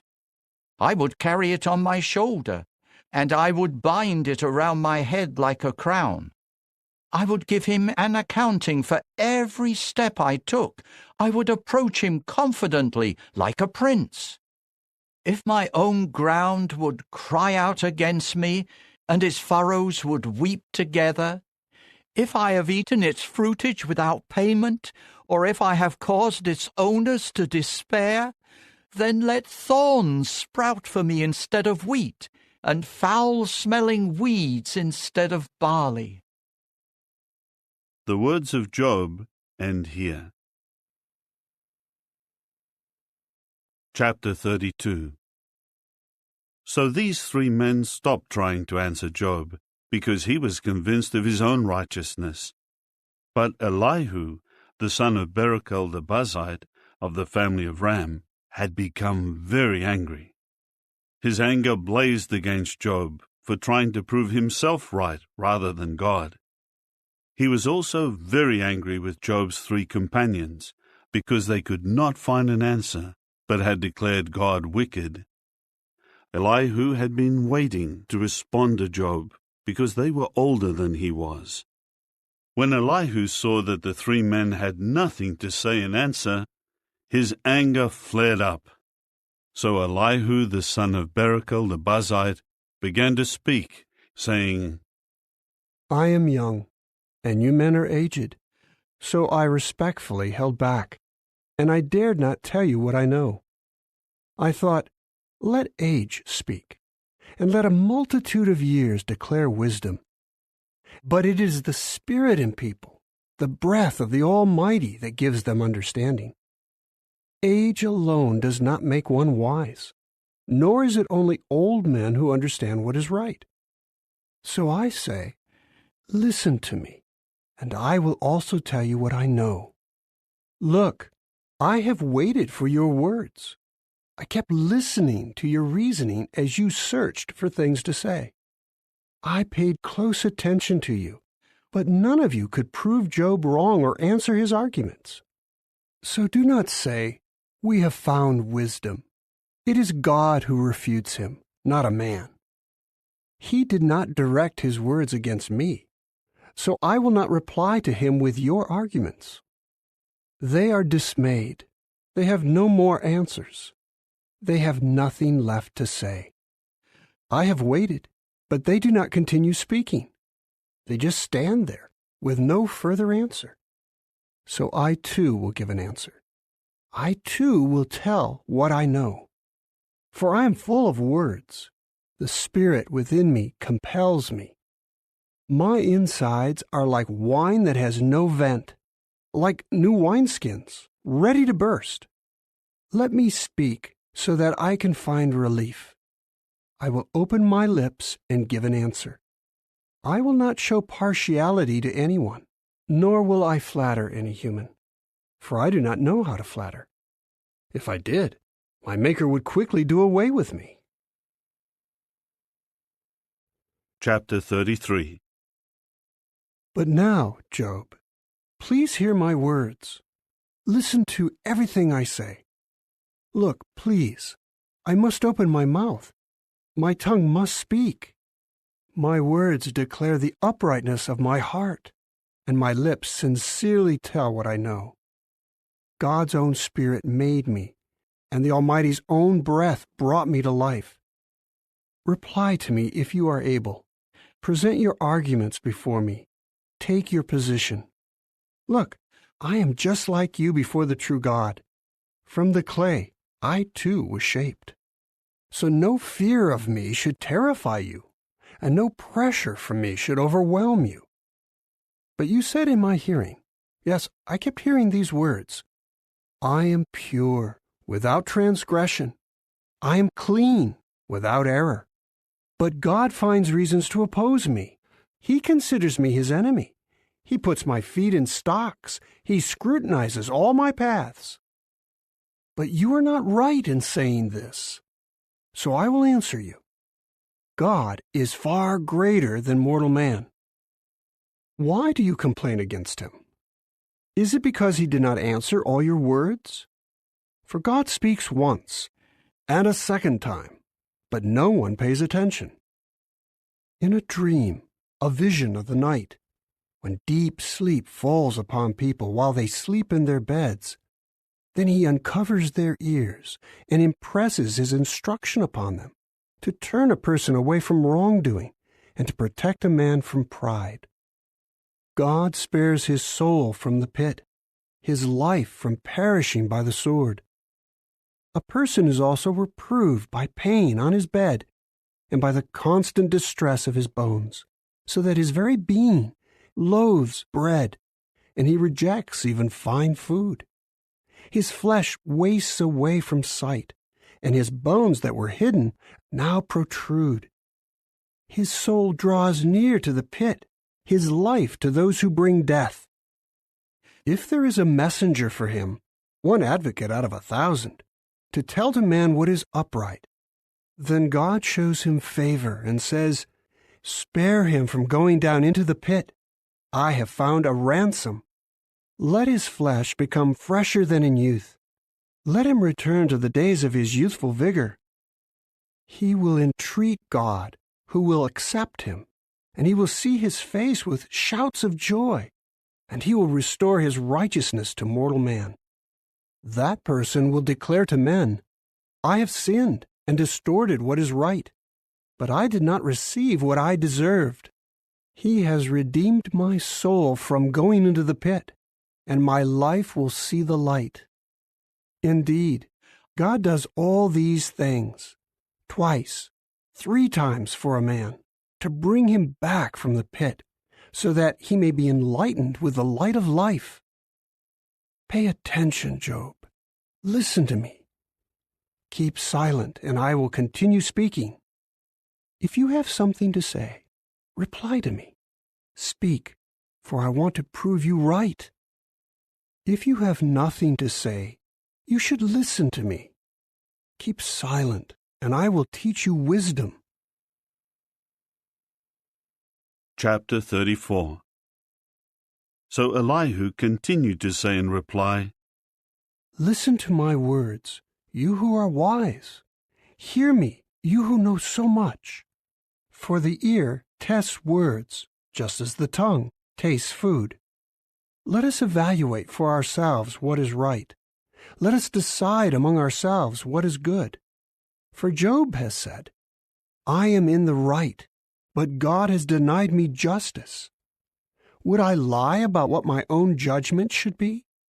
My wound is incurable, though there is no transgression. What other man is like Job, who drinks up derision like water? He is in company with wrongdoers and in association with wicked men. For he has said, a man does not benefit from trying to please God. So listen to me, you men of understanding. It is unthinkable for the true God to act wickedly, for the Almighty to do wrong. For he will reward a man according to what he does, and bring upon him the consequences of his ways. For a certainty, God does not act wickedly. The Almighty does not pervert justice. Who put him in charge of the earth, and who appointed him over the whole world? If he fixes his attention on them, if he gathers their spirit and breath to himself, all humans would perish together, and mankind would return to the dust. So if you have understanding, pay attention to this. Listen carefully to what I say. Should someone who hates justice be in control? Or would you condemn a powerful one who is righteous? Would you say to a king, you are good for nothing? Or to nobles, you are wicked? There is one who does not show partiality to princes, and who does not favor the rich over the poor, for they are all the work of his hands. They may die suddenly, in the middle of the night. They shake violently and pass away. Even the powerful are removed, but not by human hands. For God's eyes are upon the ways of a man, and he sees all his steps. There is no darkness or deep shadow where wrongdoers can conceal themselves. For God has not set an appointed time for any man to appear before him in judgment. He breaks the powerful without needing to investigate, and sets up others in their place. For he knows what they are doing. He overthrows them during the night, and they are crushed. He strikes them for their wickedness in a place where all can see, because they have turned away from following him and have no regard for any of his ways. They cause the poor to cry out to him so that he hears the outcry of the helpless. When God remains silent, who can condemn him? When he hides his face, who can see him? Whether toward a nation or a man, the result is the same, so that a godless person may not rule or lay snares for the people. For will anyone say to God, I have been punished, although I have committed no offense? Teach me what I have failed to see. If I have done anything wrong, I will not do it again. Should he reward you on your terms when you reject his judgment? You must decide, not I. So tell me what you know so well. Men of understanding will say to me, any wise man who hears me, Job speaks without knowledge, and his words lack insight. Let Job be tested to the limit, because his replies are like those of wicked men. He adds rebellion to his sin. He scornfully claps his hands before us and multiplies his words against the true God. Chapter 35. Elihu continued his response. Are you so convinced that you are right that you would say, I am more righteous than God? For you say, what does it matter to you? Am I better off than if I had sinned? I will reply to you and to your companions with you. Look up to heaven and see. Observe the clouds, which are high above you. If you sin, how do you hurt him? If your transgressions multiply, what do you do to him? If you are righteous, what do you give him? What does he receive from you? Your wickedness affects only a human like yourself, and your righteousness a son of man. People cry out when under great oppression. They cry for relief from the domination of the powerful. But no one says, where is God, my grand maker, the one causing songs to be sung in the night? He teaches us more than the beasts of the earth, and he makes us wiser than the birds of the heavens. People cry out, but he does not answer, because of the pride of the wicked. Surely God does not hear an empty cry. The Almighty does not pay attention to it. How much less, then, when you complain that you do not see Him? Your legal case is before Him, so you should wait anxiously for Him. For He has not angrily called for an accounting, nor has He taken note of your extreme rashness. Job opens his mouth wide in vain. He multiplies words without knowledge. Chapter 36. Elihu continued, Be patient with me a little longer while I explain, for I still have words to speak on God's behalf. I will speak comprehensively about what I know, and I will ascribe righteousness to my Maker. Truly, my words are not false. The one perfect in knowledge is here before you. Indeed, God is mighty and rejects no one. He is great in His power of understanding. He will not preserve the lives of the wicked, but He gives justice to the afflicted. He does not take His eyes off the righteous. He enthrones them with kings, and they are exalted forever. But if they are bound in shackles and caught in ropes of affliction, He reveals to them what they have done, their transgressions caused by their pride. He opens their ears to correction and tells them to turn away from wrongdoing. If they obey and serve Him, they will live out their days in prosperity, and their years will be pleasant. But if they do not obey, they will perish by the sword and die without knowledge. The godless at heart will harbor resentment. They do not cry for help even when He binds them. They die while still young, spending their life among male temple prostitutes. But God rescues the afflicted during their affliction. He opens their ear when they are oppressed. He draws you away from the brink of distress to a broad space, free of restriction, with rich food on your table as consolation. Then you will be satisfied with the judgment on the wicked, when judgment is rendered and justice is upheld. But take care that rage does not lead you into spitefulness, and do not let a large bribe lead you astray. Would your cry for help, or any of your strenuous efforts, keep you from distress? Do not long for the night, when people vanish from their place. Beware that you do not turn to wrongdoing, choosing this instead of affliction. Look, God is exalted in His power. What instructor is like Him? Who has directed His way, or said to Him, What you have done is wrong? Remember to magnify His activity, of which men have sung. All mankind has seen it. Mortal man looks on from a distance. Yes, God is greater than we can know. The number of His years is beyond comprehension. He draws up the drops of water.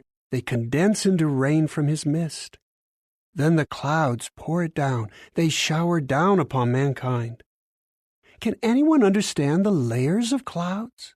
The thundering from His tent? See how He spreads His lightning over it and covers the depths of the sea. By these He sustains the peoples. He gives them food in abundance. With His hands He covers the lightning, and He directs it against its target. His thunder tells about Him. Even the livestock tell who is coming. Chapter 37.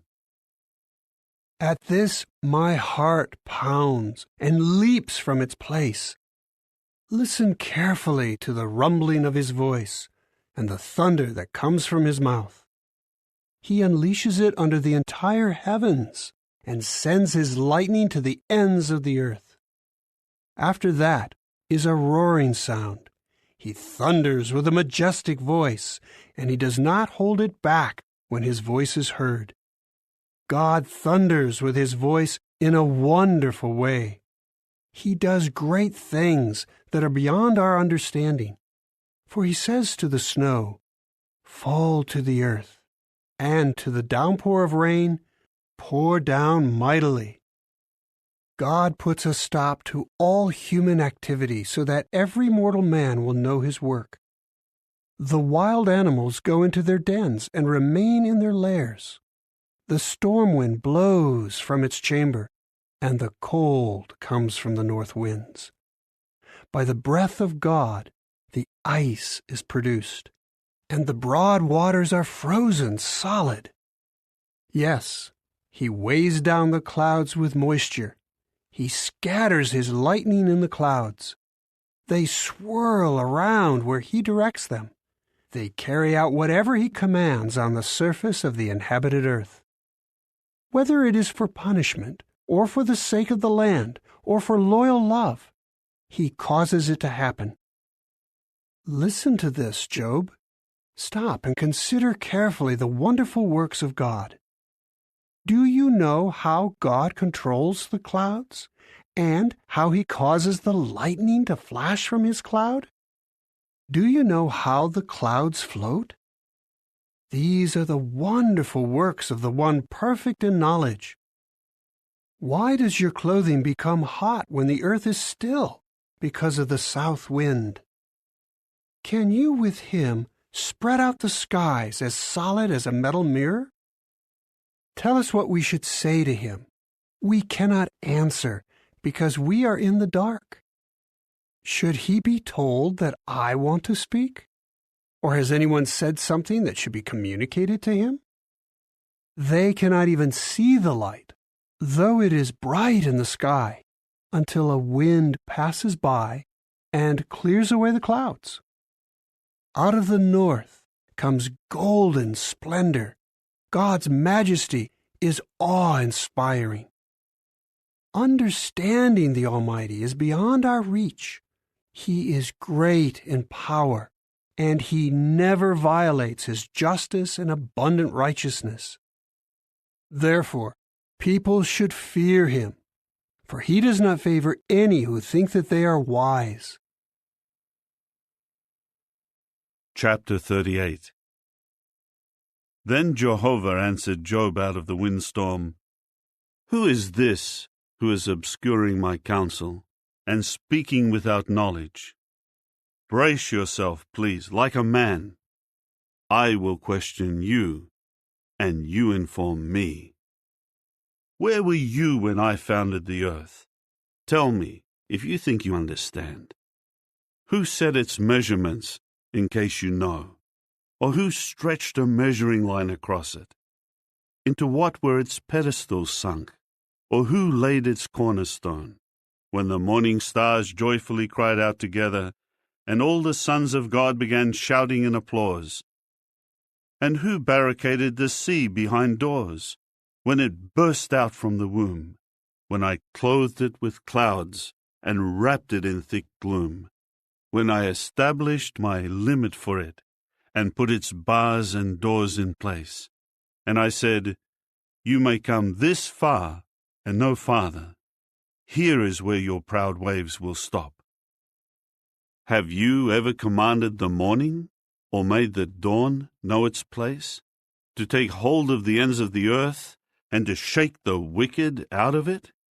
It is transformed like clay under a seal, and its features stand out like those of a garment. But the light of the wicked is held back from them, and their uplifted arm is broken.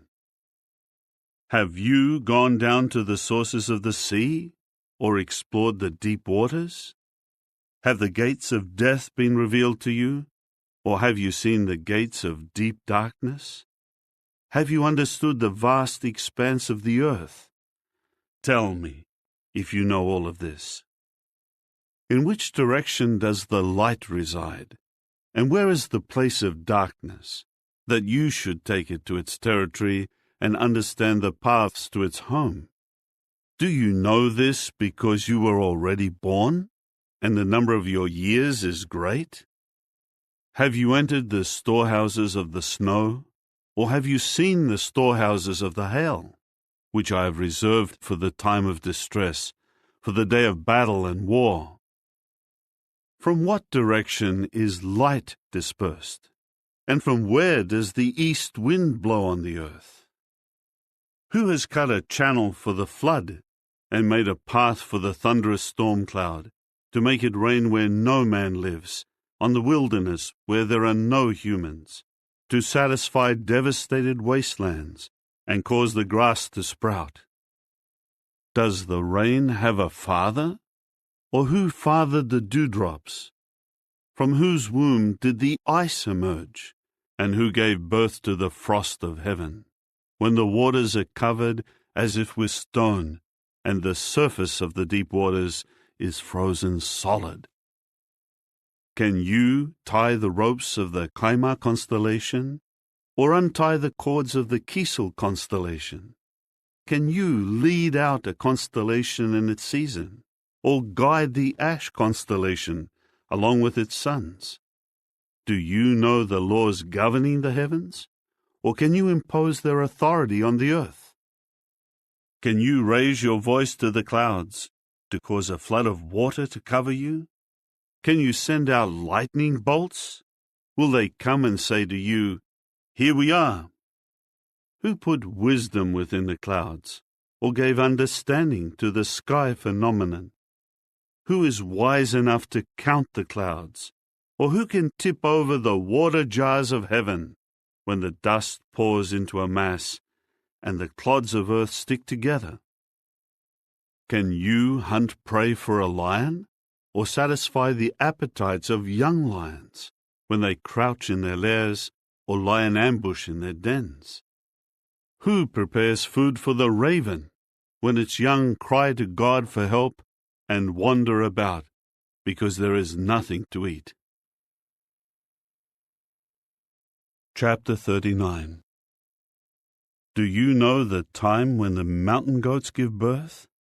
Have you watched the deer give birth to their young? Do you count the months that they must complete? Do you know the time when they give birth? They crouch down when they give birth to their young, and their labor pains end. Their young become strong and grow up in the open field. They go out and do not return to them. Who set the wild donkey free, and who untied the ropes of the wild donkey? I have made the desert plain its home, and the salt land its dwelling. It scorns the tumult of the city. It does not hear the shouts of the driver. It roams the hills, seeking pasture, looking for every green plant. Is the wild bull willing to serve you? Will it spend the night in your stable? Will you hold a wild bull to the furrow with a rope, or will it follow you to plough the valley? Will you trust in its great strength and let it do your heavy work? Will you rely on it to bring back your harvest, and will it gather it to your threshing floor? The wings of the ostrich flap joyfully, but can her pinions and plumage compare with the stork's? For she leaves her eggs on the ground, and she keeps them warm in the dust.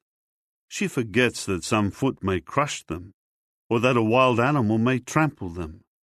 She treats her sons harshly, as if they were not hers. She has no fear that her labor may be in vain. For God has deprived her of wisdom, and given her no share in understanding. But when she rises up and flaps her wings, she laughs at the horse and at its rider. Are you the one who gives the horse its strength? Do you clothe its neck with a rustling mane? Can you cause it to leap like a locust? Its majestic snorting is terrifying. It paws the ground in the valley and exults mightily. It charges into the battle. It laughs at fear and is afraid of nothing. It does not turn back because of the sword. The quiver rattles against it. The spear and the javelin flash. Trembling with excitement, it surges forward. It cannot stand still at the sound of the horn. When the horn blows, it says, "Aha!" It smells the battle from afar and hears the shouting of commanders and the battle cry. Is it by your understanding that the falcon soars, spreading its wings to the south? Or is it at your order that an eagle flies upward and builds its nest high up, spending the night on a cliff, dwelling in its stronghold on a rocky crag. From there it searches for food. Its eyes look far into the distance. Its young sip up blood, and wherever the slain are, there it is. Chapter 40. Jehovah continued to answer Job. Should a fault-finder contend with the Almighty? Let the one who wants to reprove God answer. Job said in answer to Jehovah, Look, I am unworthy. What can I reply to you? I put my hand over my mouth. I spoke once, but I will not answer again. Twice, but I will say no more. Then Jehovah answered Job out of the windstorm. Brace yourself, please, like a man. I will question you, and you inform me. Will you call into question my justice? Will you condemn me so that you may be right? Do you have an arm as powerful as the true God's? Or can your voice thunder like his? Adorn yourself, please, with glory and majesty. Clothe yourself with dignity and splendor. Release the fury of your anger. Look at everyone who is haughty and bring him low. Look at everyone who is haughty and humble him, and tread down the wicked where they stand. Hide them all in the dust. Bind them in the hidden place. Then even I would acknowledge to you that your right hand can save you. Here now is Behemoth, which I made as I made you. It eats grass like a bull. Look at the strength in its hips and the power in the muscles of its belly. It stiffens its tail like a cedar. The sinews of its thighs are woven together. Its bones are tubes of copper. Its limbs are like wrought iron rods. It ranks first among the works of God. Only its Maker can approach it with his sword. For the mountains produce food for it, where all the wild animals play. It lies down under the lotus trees, in the shelter of the reeds of the marsh. The lotus trees cast their shadow on it, and the poplars of the valley surround it. If the river is turbulent, it does not panic. It is confident, although the Jordan rushes against its mouth. Can anyone capture it while it is watching, or pierce its nose with a hook? Chapter 41. Can you catch Leviathan with a fishhook, or hold down its tongue with a rope? Can you put a rope through its nostrils, or pierce its jaws with a hook? Will it make many pleas to you, or will it speak gently to you? Will it make a covenant with you, so that you may make it your slave for life? Will you play with it as with a bird, or tie it on a leash for your little girls? Will traders barter for it? Will they divide it up among merchants? Will you fill its hide with harpoons, or its head with fishing spears? Lay your hand on it. You will remember the battle and never do it again. Any hope of subduing it is futile. The mere sight of it would overwhelm you. No one dares to stir it up. So who is it who can stand up to me? Who has given me anything first, that I should repay him? Whatever is under the heavens is mine. I will not be silent about its limbs, about its mightiness and its well-formed body. Who has removed its outer covering? Who will enter its open jaws? Who can pry open the doors of its mouth? Its teeth all around are fearsome. Its back has rows of scales tightly sealed together. Each one fits so closely to the other that no air can come between them. They are stuck to one another. They cling together and cannot be separated. Its snorting flashes out light, and its eyes are like the rays of dawn. Flashes of lightning go out of its mouth. Fiery sparks escape. Smoke pours out of its nostrils, like a furnace fueled with rushes. Its breath sets coals ablaze, and a flame shoots from its mouth. There is great strength in its neck, and dismay runs before it. The folds of its flesh are tightly joined together. They are firm, as though cast upon it, and immovable.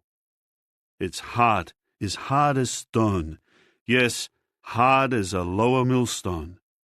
When it rises up, even the mighty are frightened. Its thrashing causes bewilderment. No sword that reaches it will prevail, nor will spear, dart, or arrowhead. It regards iron as straw, copper as rotten wood. An arrow does not make it flee. Sling stones turn into stubble against it. It regards a club as stubble, and it laughs at the rattling of a javelin. Underneath, it is like sharp fragments of pottery. It spreads itself in the mud like a threshing sledge. It makes the deep boil just like a pot. It stirs up the sea like an ointment pot. It leaves a glistening wake in its path. One would think that the deep had white hair. There is nothing like it on the earth, a creature made to have no fear. It glares at everything that is haughty. It is king over all the majestic wild beasts. Chapter 42. Then Job said in reply to Jehovah, Now I know that you are able to do all things, and that nothing you have in mind to do is impossible for you. You said, Who is this who is obscuring my counsel without knowledge? Therefore I spoke, but without understanding, about things too wonderful for me, which I do not know.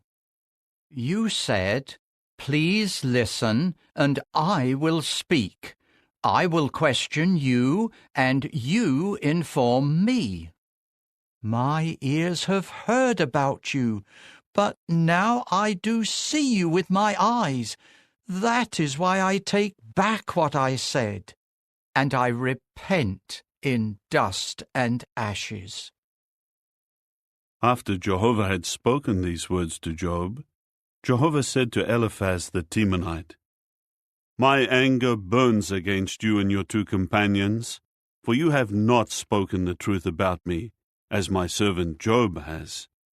Now take 7 bulls and 7 rams, and go to my servant Job, and offer up a burnt sacrifice for yourselves. And my servant Job will pray for you. I will surely accept his request not to deal with you according to your foolishness, for you have not spoken the truth about me, as my servant Job has. So Eliphaz the Temanite, Bildad the Shuhite, and Zophar the Naamathite went and did what Jehovah had told them to do. And Jehovah accepted Job's prayer. After Job had prayed for his companions, Jehovah removed Job's tribulation and restored his prosperity. Jehovah gave him double what he had before. All his brothers and sisters and all his former friends came to him and ate a meal with him in his house. They sympathized with him and comforted him over all the calamity that Jehovah had allowed to come upon him. Each of them gave him a piece of money and a gold ring. So Jehovah blessed the last part of Job's life more than the beginning. And Job came to have 14,000 sheep, 6,000 camels, 1,000 pairs of cattle, and 1,000 female donkeys. He also came to have 7 more sons and 3 more daughters. He named the first daughter Jemimah, the second Keziah, and the third Karen-Happuch. No women in all the land were as beautiful as Job's daughters, and their father gave them an inheritance along with their brothers. After this, Job lived for 140 years, and he saw his children and his grandchildren 4 generations. Finally, Job died after a long and satisfying life.